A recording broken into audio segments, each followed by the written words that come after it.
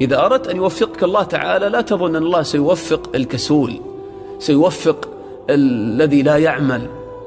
الله يقول وأن ليس للإنسان إلا ما سعى. المسألة متعلقة بسعيك أنت، بتعبك أنت، بمجاهدتك أنت.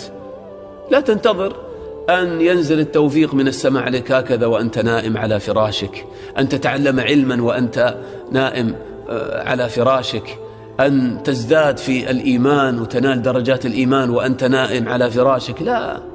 لا بد من المجاهدة.